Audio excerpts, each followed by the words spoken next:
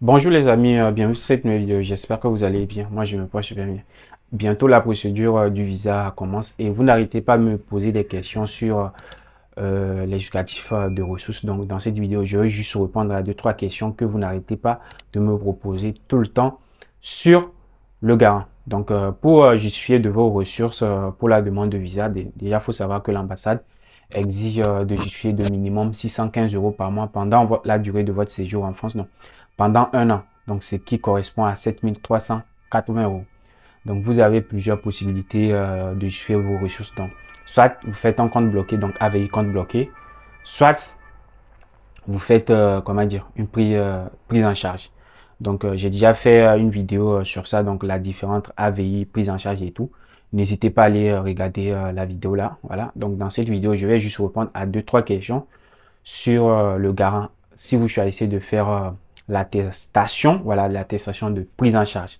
Donc, la question qu'on me pose souvent, voilà, la plupart du temps, c'est de savoir est-ce que le garant doit être forcément de notre famille? Voilà, c'est ce que vous n'arrêtez pas de me poser. Alors, je vous dis, le garant ne doit pas forcément être de votre famille. Voilà, donc il faut juste que la personne ait les moyens de pouvoir vous prendre en charge. Même si c'est pas un membre de votre famille, donc même si c'est un ami, etc., il peut vous faire une prise en charge. Voilà. Mais j'aimerais dire aussi que c'est uniquement dans les pays du Maghreb, donc le Maroc, la Tunisie, l'Algérie, qu'on demande le livret de famille. Donc le livret de famille, donc ça veut dire que la personne, vous devez avoir un lien familial. Donc si vous n'avez pas un lien de famille, la personne ne peut pas être votre garant. Donc dans les autres pays subsahariens, même si le garant n'est pas de votre famille et qu'il a les moyens de vous prendre en charge, ça passe. Et aussi, ce que vous devez savoir aussi est que, comme je le dis, le garant n'est pas obligé d'être forcément un membre de votre famille, mais ça rassure beaucoup plus les ambassades et les consulats quand c'est un membre de votre famille. Donc, quand c'est votre père, votre mère, votre tante, etc. Donc, c'est beaucoup plus rassurant, mais ça ne veut pas dire que si le garant n'est pas de votre famille, au niveau du visa, ça marche pas. Mais si ça marche, plein de personnes arrivent à avoir le visa. Donc, mais avoir un garant qui est un membre de votre famille, c'est beaucoup plus rassurant. Donc, ça vous permet d'avoir un dossier beaucoup plus convaincant parce qu'on ne sait pas qui exactement va traiter votre dossier. Voilà. Voilà, parce que supposons si c'est ton père qui te fait une prise en charge et c'est beaucoup plus rassurant que si c'est un ami. Mais les deux, ça marche.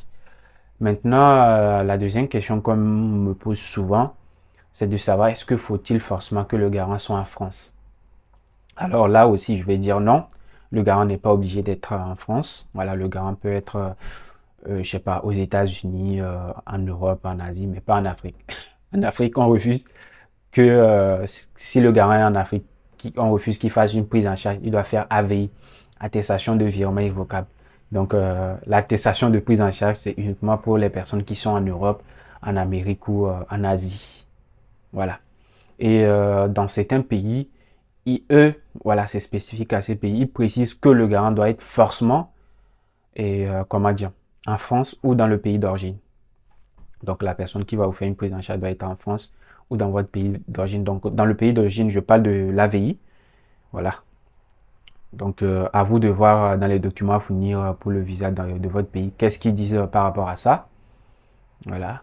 Mais comme je l'ai dit aussi, si le garant est en France, c'est beaucoup plus rassurant parce que bah, la personne est en France et les ambassades vont se dire aussi que, à part peut-être l'aide financière que la personne peut vous apporter, il peut vous apporter de l'aide, je sais pas, morale, des aides voilà, pour faire vos démarches administratives. En tout cas, vous aurez une personne pour vous épauler si besoin. Voilà, pas que seulement financière, quoi. Voilà, donc c'est ça. Et la question aussi que vous me posez la plupart du temps, c'est de savoir combien doit gagner le garant pour vous faire une prise en charge. Donc, ce que vous devez savoir est que le garant qui vous fait une prise en charge doit gagner minimum le triple de la prise en charge qu'il vous fait. Donc, si vous faites une prise en charge de 615 euros, il doit gagner minimum au moins 1800 et quelques par mois. Voilà, donc des fois, dans certains cas rares, le garant gagne 1600 à 1700. Il fait une prise en charge, ça marche au niveau du visa, mais c'est toujours mieux de prendre ses dispositions et de mettre toutes les chances de son côté en essayant d'avoir des garants qui gagnent au moins 1800 par mois. Si possible, si vous voyez que c'est pas suffisant, prenez au maximum voilà, 2 garants pour éviter de surcharger votre dossier pour la demande de visa. Donc, supposons si votre garant ne gagne pas assez, vous prenez un deuxième garant et tout. Et faut savoir aussi que si votre garant a de la famille, s'il a des enfants, tout ça, en sa charge, avant de diviser son salaire par 3, retirez 150 euros pour chaque personne en sa charge. Supposons s'il a 2 enfants, donc 150 euros x 2, ça fait 300. Donc, supposons s'il gagne 2000 euros, vous retirez 300 euros dans les 2000 euros et vous divisez par 3 pour avoir une idée de combien maximum est-ce qu'il peut vous prendre en charge. Voilà. Donc, c'est tout ce que j'avais à vous dire dans cette petite vidéo. Et n'hésitez pas à poser vos questions dans les commentaires. Dites-moi quelle vidéo vous voulez que je fasse. Donc, vous voulez qu'on parle de quel sujet. Et on se dit à la prochaine, les amis.